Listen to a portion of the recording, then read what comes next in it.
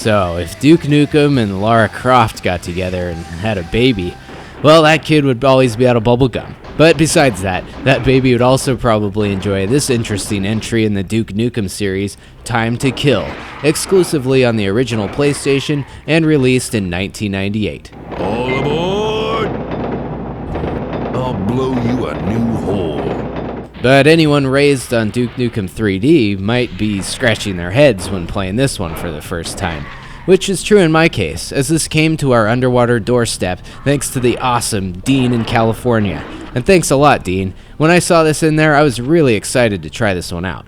So for this follow-up, 3D Realms relinquished developing duties to N-Space, who took the rude and rowdy Duke and placed him into a gaming engine much similar to that of the classic third-person adventure platformer Tomb Raider.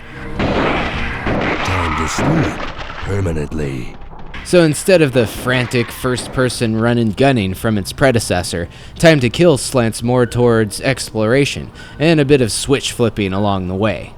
And I'll be honest, this slows the game way down, especially while you're coming to grips with some slightly clunky controls, which are also similar to how you would control Miss Croft. But she seems to be a bit more graceful than Duke, I'm afraid. This tough guy simply requires a lot of patience.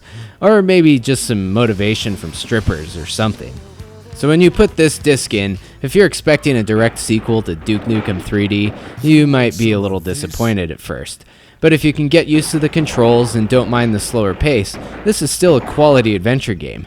And one has to remember, Duke Nukem started out as a side-scroller, so it's not necessarily a big surprise for these games to evolve in terms of their perspectives and gameplay mechanics. But what's most important here, Time to Kill still undeniably retains that classic Nukem charm.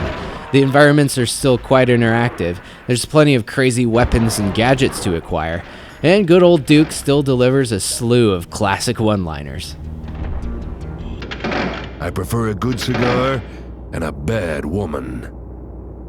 And on top of that, there's definitely something to be said about its premise.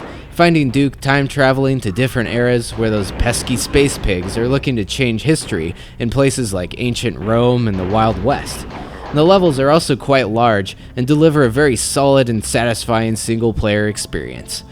I'm not sure I can say the two-player deathmatch provides the same satisfaction that you'd get from Duke Nukem 3D, but at least it's there if you want to throw a few pipe bombs at your friends.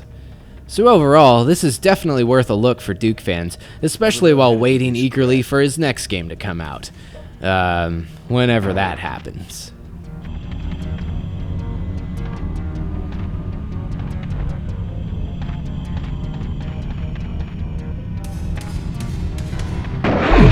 That's gonna cause trouble.